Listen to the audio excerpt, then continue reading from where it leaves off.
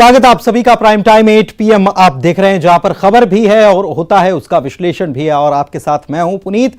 चलिए खबरों की करते हैं शुरुआत। तो सबसे पहले बात एक बड़ी खबर की। केंद्र सरकार की ओर से सशस्त्र बलों के लिए लॉन्च की गई अग्निपथ योजना को लेकर देश के कुछ हिस्सों में विरोध प्रदर्शन शुरू हो गए।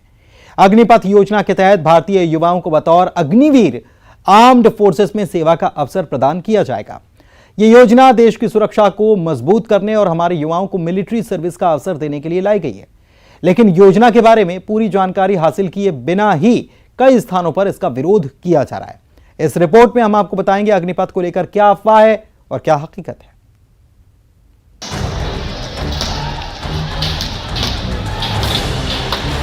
अग्निपथ योजना को लेकर भ्रम और अफवाहों ने युवाओं को सड़कों पर ला दिया है। कई सूबों में केंद्र की इस योजना के विरोध में तोड़फोड़ और प्रदर्शन भी देखा जा रहा है। ग्वालियर में सैकड़ों युवाओं ने गाड़ियों में तोड़फोड़ की और रेलवे स्टेशन पर भी हंगामा मचाया। हालात ये बन गए कि फोर्स को लाठीचार्ज और आंसू गैस का सहारा लेना पड़ गया।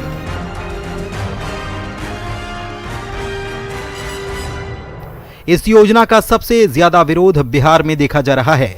कई शहरों में हिंसक प्रदर्शन हो रहे हैं। यहां तक कि ट्रेन को आग के हवाले करने की तस्वीर भी सामने आई है। भ्रम के इन हालातों को देखते हुए सरकार की ओर से मिथ्स बनाम फैक्ट्स दस्तावेज जारी कर लोगों की चिंताओं को दूर करने की कोशिश की गई है। एक नजर डालते हैं कुछ अफवाहों और हकीकत पर। अफवाह, अग्निपथ योजना से युवाओं के लिए अवसर कम होंगे। हकीकत, इससे युवाओं के लिए अवसर बढ़ेंगे। अफवाह, भविष्य असुरक्षित होगा। सच, युवाओं का भविष्य और सुरक्षित होगा। अफवाह, सिर्फ भारत में ऐसी व्यवस्था। सच, अधिकांश देशों में है ऐसी व्यवस्था। अफवाह, सेना के लिए अच्छी नहीं ऐसी व्यवस्था। सच, यूथ और तेज तर्रार सेना के लिए अच्छा सिस्टम। अफवाह, अग्निवीर समाज के लिए खतरा होंगे। सच, सेना से रिटायर होने वाले समाज के रक्षक। अफवाह, पूर्व सैन्य अधिकारियों से चर्चा नहीं हुई। सच, पूर्व सैन्य अधिकारियों से चर्चा के बाद ही फैसला लिया गया है। अफवाह, सेना के लिए 21 वर्ष के युवा अपरिपक्व हैं। सच, दुनिया भर में सेनाएं युवाओं पर ही निर्भर हैं। इसमें हमने 17.5 साल से 21 साल के युवा को आमंत्रित किया है कि वो आए और सेना में भर्ती हों। 4 साल के लिए उनको देश सेवा का एक बेहतरीन मौका मिल रहा है और उसके बाद वो चाहे तो इस सेना का परमानेंट या कि स्थायी सदस्य बन सकते हैं, या अगर उनको लगता है कि उनकी चाहत कोई दूसरा कैरियर या दूसरा काम करने की है, उसके लिए भी वो स्वतंत्र रहेंगे। इस पैकेज में बहुत ही अच्छा फाइनेंशियल या तनख्वाह की व्यवस्था की गई है। भविष्य निधि बहुत ही अच्छी है और उसके साथ ही जो अलाउंसेस या रिस्क एंड हार्डशिप की जो सुविधाएं एक आम सैनिक को मिलती हैं, वो उसे लगातार मिलती रहेंगी। उधर तीनों सेनाओं ने अग्निवीरों की भर्ती के लिए तैयारियां शुरू कर दी हैं। जबलपुर में मध्य भारत एरिया के लेफ्टिनेंट जनरल MK दास के मुताबिक इस योजना के तहत भर्ती होने वाले युवाओं को 6 महीने की ट्रेनिंग दी जाएगी। इसके बाद उन्हें देश के किसी भी क्षेत्र में सुरक्षा संस्था में नौकरी दी जाएगी। प्रतिमाह वेतन, सैनिकों की तरह सुविधाएं, बीमा और अन्य सुविधाएं भी दी जाएंगी।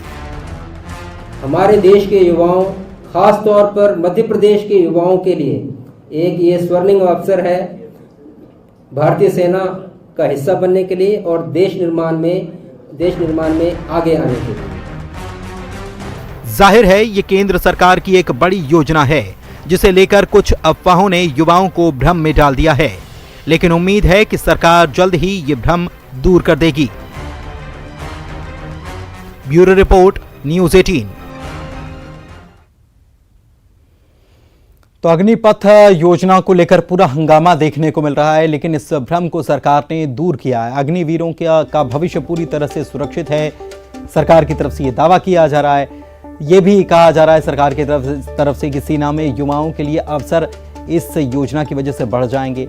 अधिकांश देशों में इस तरह की व्यवस्था पहले से ही लागू है, इस बात की दलील भी दी जा रही है। पूर्व सैन्य अधिकारियों के साथ विस्तार से चर्चा की गई और उसके बाद ये योजना बनाई गई। सरकार की तरफ से यह भी दावा किया जा रहा है। चलिए बढ़ते हैं आगे। क्या मध्य प्रदेश के मदरसों में चाइल्ड ट्रैफिकिंग हो रही है?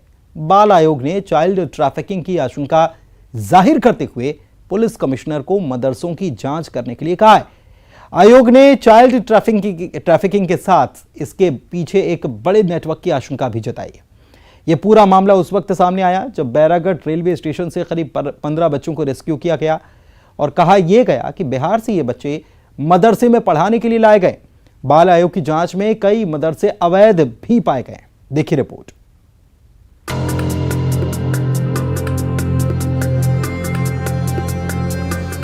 पिछले दिनों बैरागढ़ रेलवे स्टेशन से करीब 15 बच्चों का रेस्क्यू किया गया था। जब जानकारी ली गई तो साथ आए परिवारजनों ने बताया कि मदरसों में पढ़ाने इन्हें यहां लाया गया है। लेकिन इसके बाद राजधानी के बाकी मदरसों में भी बिहार से बच्चे यहां लाए जाने की जानकारी सामने आई। इसके बाद ही मध्य प्रदेश बाल अधिकार संरक्षण आयोग और बाल कल्याण समिति ने शहर के 2 मदरसों का निरीक्षण किया। बाणगंगा स्थित मदरसा मोहम्मद रूहुल कुरआन एवं मदरसा अरबिया दारुल फलाह का निरीक्षण करने पहुंचे आयोग को कई खामियां भी नजर आईं। शहर में हमने जिस मदरसे का भी निरीक्षण किया वो लगातार हमको अवैध ही मिला है। इससे यह आशय है कि जितने मदरसे पंजीकृत है, कहीं हो सकता है उससे ज़्यादा अवैध रूप से चल रहे होंगे। इसको भी हम लेके लगातार निरीक्षण करेंगे और हम मदरसा बोर्ड को भी एक पत्र लिख रहे हैं कि जो अवैध मदरसे हैं वो कितने हैं और वैध मदरसे कितने हैं, इसकी जानकारी भी हमको भेजें। आयोग ने पुलिस कमिश्नर को 10 बिंदुओं पर जांच करने के बाद रिपोर्ट मांगी है। जांच में कई सवाल हैं। मसलन किसी के पास माता पिता के सहमति पत्र नहीं है। अधिकांश बच्चों की जन्मतिथि में भी 1 जनवरी लिखा है। बच्चों की आयु 9 से 15 वर्ष के बीच की है। आधार कार्ड पर भी एक यानी कि जनवरी की सभी जन्मतिथियां अंकित है। बहुत सारी ऐसी जो दस्तावेज में ऐसी चीज़ें पाई गई है जो संदिग्धता की तरफ इशारा करती है। एक बड़ा नेटवर्क हो सकता है, एक बड़ा नेक्सस हो सकता है, क्योंकि कुछ वहाँ के संचालक ने बताया कि और भी इस तरीके के बच्चे यहाँ के मदरसों में लाए गए हैं और एक बड़ी संख्या में बिहार राज्य से, यूपी की बॉर्डर से, नेपाल की बॉर्डर से लगे हुए जिलों से ये बच्चे लगातार यहाँ पर मध्य प्रदेश में आ रहे हैं।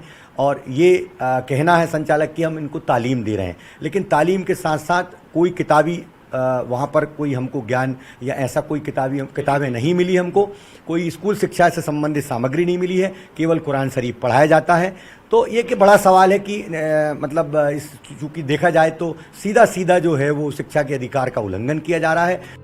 बच्चों को परिजन जब उन्हें लेने आए तब भी उनके पास अपने ही बच्चों से जुड़ी जानकारी और साक्ष्य नहीं मिले। मंत्री विश्वास सारंग ने इस पूरे मामले की संजीदगी से जांच कराए जाने की बात कही है। ये बहुत गंभीर मामला है। ऐसे किसी भी मदरसे में जिसमें कि बच्चों को लेकर सही जानकारी नहीं है, ये ठीक नहीं है और प्रशासन उस विषय में पूरी जांच करेगा।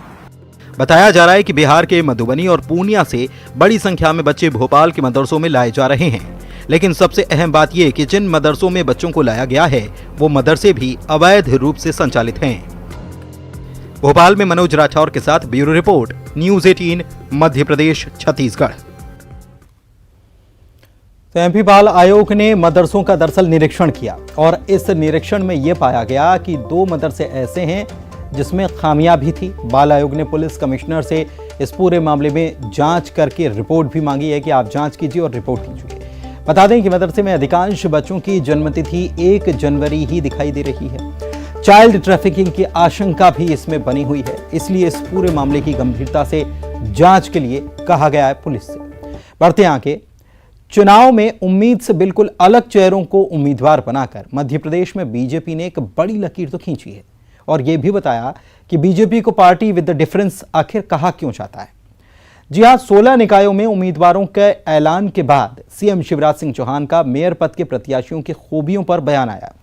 सीएम ने बताया कि कैसे आंगनबाड़ी कार्यकर्ता से लेकर डॉक्टर और न्यायिक सेवा से जुड़े व्यक्ति बीजेपी में मेयर पद के उम्मीदवार बने हैं और कैसे पार्टी ने परिवारवाद पर नकेल कसी है। देखिए रिपोर्ट।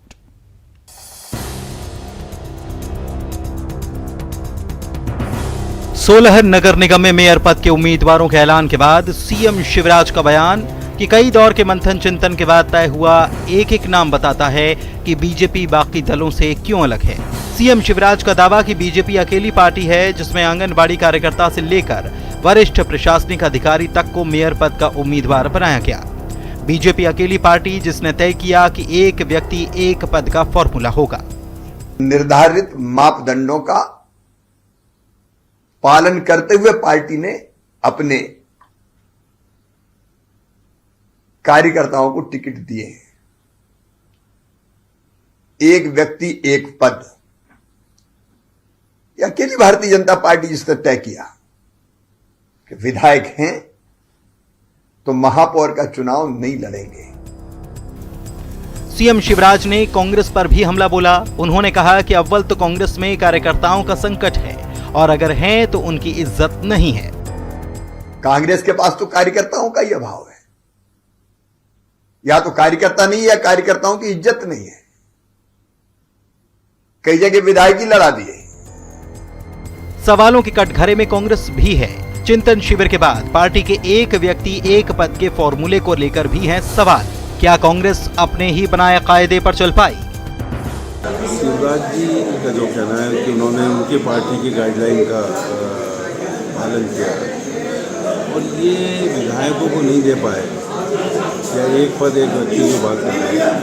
ये सर फुटबॉल थी भारतीय जनता पार्टी, उससे बचने के लिए ये सब किया है। और जहाँ तक कांग्रेस पार्टी का सवाल है, जितने भी संवैधानिक मापदंड है नगर पालिका नगर निगम, उसका पालन किया है। कमलनाथ जी ने जो भी टिकट दिए, जो कांग्रेस से प्रत्याशी जीतने वाले थे। बीजेपी में पार्टी के भीतर रिफॉर्म के नजरिए से देखिए तो ये तस्वीर राजनीति की आदर्श तस्वीर कही जा सकती है, लेकिन सियासत में सफलता जीत हार से तय होती है। चुनौती यह है कि पार्टी के लिए नए चेहरे, उम्मीद से अलग ये उम्मीदवार जनता के पैमाने पर खरे उतर पाएंगे क्या? भोपाल में शरद श्रीवास्तव, रंजना दुबे के साथ bureau report, news 18 Madhya Pradesh Chhattisgarh. तो बीजेपी ने उम्मीद से अलग नए चेहरों को मौका दिया है और इसके साथ साथ ये भी बता दिया है कि नए चेहरों की बदौलत भी हम चुनाव लड़ने और उसको जीतने का मादा रखते हैं। यह कोशिश की जा रही है। अलग अलग क्षेत्रों में काम कर रहे लोगों को पार्टी ने मौका दिया है। कहीं डॉक्टर को उम्मीदवार बनाया गया, कहीं वकील को उम्मीदवार बना दिया गया, कहीं आंगनबाड़ी कार्यकर्ता को भी प्रत्याशी बनाया गया। ऐसे में प्रत्याशी चयन में परिवारवाद को जगह नहीं मिली, बीजेपी की तरफ से यह दावा किया जा रहा है। बीजेपी के इस प्रयोग पर अब सबकी नजरें हैं कि ये जो प्रयोग है ये नतीजे कैसे दिलाता है और क्या इसी प्रयोग के आधार पर 23 में भी एक नई लकीर खींचने की कोशिश बीजेपी करती नजर आएगी। और अगर ऐसा करती है तो मौजूदा जो लोग हैं, क्या उनका असंतोष सामने नहीं आएगा और आएगा तो कैसे निपटा जाएगा? ये सारी चीजें देखने वाली होंगी। बढ़ते आगे, मॉनसून का इंतजार खत्म हो गया है। देश के कई हिस्सों के साथ साथ मध्य प्रदेश और छत्तीसगढ़ के आसमान में भी काले बदरा घिर चुके हैं।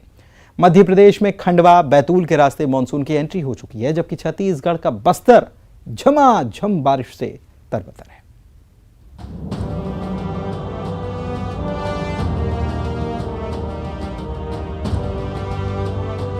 मध्य प्रदेश में मानसून का इंतजार खत्म हुआ। मानसून की एंट्री गुरुवार को खंडवा, बैतूल के रास्ते हो गई है। इसी के साथ भोपाल, इंदौर और उज्जैन में बदरा छा गए। उम्मीद है कि जल्द ही कई जिलों में मानसून की पहली बारिश होगी। बुधवार तक मानसून के पहले की बौछार गुजरात, राजस्थान, छत्तीसगढ़, झारखंड और बिहार के कुछ इलाकों में पड़ने लगी थी। अब मानसून मध्य प्रदेश के महाकौशल, विंध्याचल के साथ ही छत्तीसगढ़, झारखंड और बिहार में और ज्यादा सक्रिय है। कई इलाकों में घने बादल छा गए। फिलहाल अरब सागर से आने वाला मानसून बैतूल और खंडवा में सक्रिय है।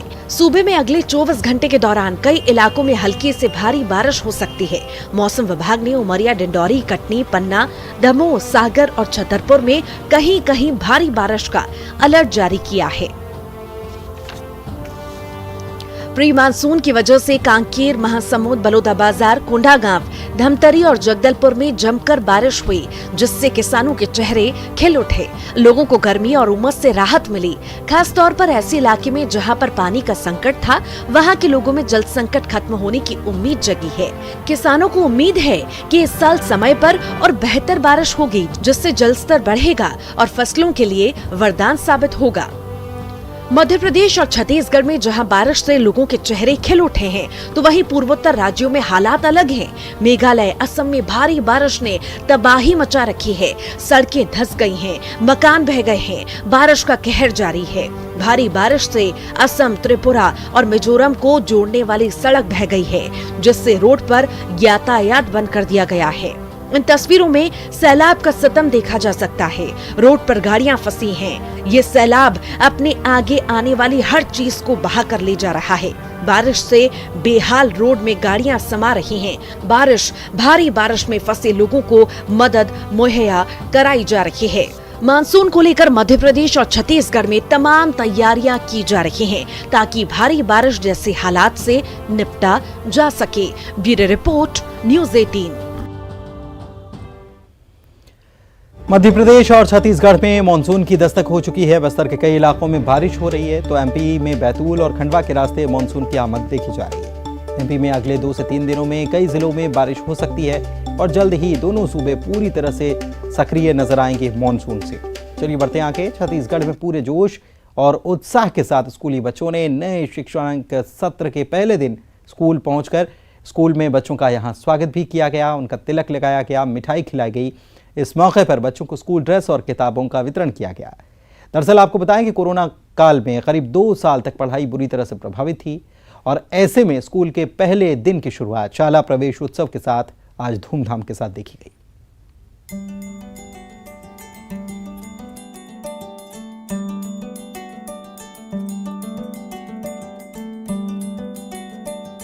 छत्तीसगढ़ में नए शिक्षा सत्र की शुरुआत के मौके पर शाला प्रवेश उत्सव मनाया गया। गर्मी की छुट्टी के बाद स्कूल खुलने को लेकर छात्रों में खासा उत्साह देखने को मिला। स्कूल पहुंचे बच्चों को तिलक लगाकर और मिठाई खिलाकर उनका स्वागत किया गया। शाला प्रवेश उत्सव के दौरान बच्चों को किताबें और स्कूल ड्रेस भी बांटी गई। शाला प्रवेश उत्सव की शुरुआत खुद मुख्यमंत्री भूपेश बघेल ने बच्चों को तिलक लगाकर की।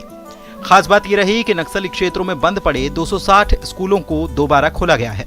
कोरोना काल में करीब 2 सालों तक स्कूली पढ़ाई बुरी तरह से प्रभावित रही है, लिहाजा छात्रों की पढ़ाई पर विशेष ध्यान देने के निर्देश स्कूल शिक्षा विभाग की ओर से दिए गए हैं। तुलिका कर्म ने कही, और सबसे बड़ी बात जो भाई मनोज कुंजाम ने जो बात कही, गांव में पहले गोलियों की तड़तड़ करती आवाजें सुनाई पड़ती थी। अब स्कूल खुलने से गांव में आ आ ई की आवाज आ रही है। कितना बड़ा बदलाव इन 15 वर्षों के बाद देखने को मिल रहा है। करीब 2 साल बाद बच्चे भी स्कूल आकर उत्साहित हैं, क्योंकि उन्हें क्लासरूम में सीधे शिक्षकों से पढ़ने का मौका मिल रहा है। इसके साथ ही स्कूल के दोस्त और स्कूल की एक्टिविटी करने को भी मिल सकेगी। बहुत अच्छा लग रहा है, क्योंकि हम इस साल नया अच्छे से विदाउट लॉकडाउन के हमारा स्कूल खुल रहा है, जिसमें हम अच्छे से रह रहे हैं। हम अच्छे से पढ़ाएंगे, अच्छे से करेंगे, हम सबको अच्छे ट्रीट करेंगे, टीचर्स हमें अच्छे से ट्रीट करेंगे, हर एक चीज़ को हमें समझाएंगे फेस टू फेस, इसलिए अच्छा लग रहा है इस साल। नए इस शैक्षणिक सत्र 2022 में एक अच्छे तरीके से इसको किया जाए, और जो भी इसमें जुड़े हुए लोग हैं, सारे शिक्षा विभाग के सारे अधिकारी कर्मचारी, शिक्षकगण और प्लस प्रशासन में जो अधिकारी कर्मचारी शिक्षण व्यवस्था में जो सहयोग कर सकते हैं, जो उनको अपनी भूमिका निभाना है, उन सारे बातों को सबको जोड़ते हुए काम आज शाला प्रवेश उत्सव का कार्यक्रम शुरू हुआ है। और अब जो है पूरे संभाग में और सभी जिलों में हम लोग जो है सभी विभाग के अधिकारियों को साथ लेकर के शिक्षण व्यवस्था की मॉनिटरिंग में और निरीक्षण में विशेष व्यवस्था बनाएंगे। ये हमारी रणनीति रहेगा। इस बार शाला प्रवेश उत्सव की थीम है कोई बच्चा ना छूटे, इस बार शिक्षा पर है सबका अधिकार। सरकार की कोशिश हर बच्चे को स्कूल पहुंचाने की है, ताकि सबकी शिक्षा सुनिश्चित हो पाए। खास बात यह भी कि अब नई शिक्षा व्यवस्था में IT को तवज्जो दी जा रही है। बहरहाल स्कूल पहुंचकर बच्चों के चेहरे पर एक नई उम्मीद, एक नई मुस्कान नजर आ रही है। Bureau report, news 18। तो छत्तीसगढ़ में शाला प्रवेशोत्सव मना लिया गया है और नए शैक्षणिक सत्र की शुरुआत इसी के साथ हो चुकी है। दरअसल आपको बताएं कि कोरोना जब आया तो उसके बाद स्कूलों पर भारी असर पड़ा, पढ़ाई पर बहुत ज्यादा असर देखा गया और 2 साल ऐसे ही बीत गए। ऐसे में कोरोना काल के बाद फिर से स्कूलों में रौनक लौट आई है। नक्सली क्षेत्रों की अगर बात की जाए तो यहाँ पर भी स्कूल जो बंद थे वे भी खोले गए हैं। ऐसे में शिक्षा पर सबका अधिकार थीम के साथ शैक्षणिक सत्र की शुरुआत छत्तीसगढ़ में हो चुकी है। और इसी के साथ प्राइम टाइम 8 PM में इतना ही। नमस्कार।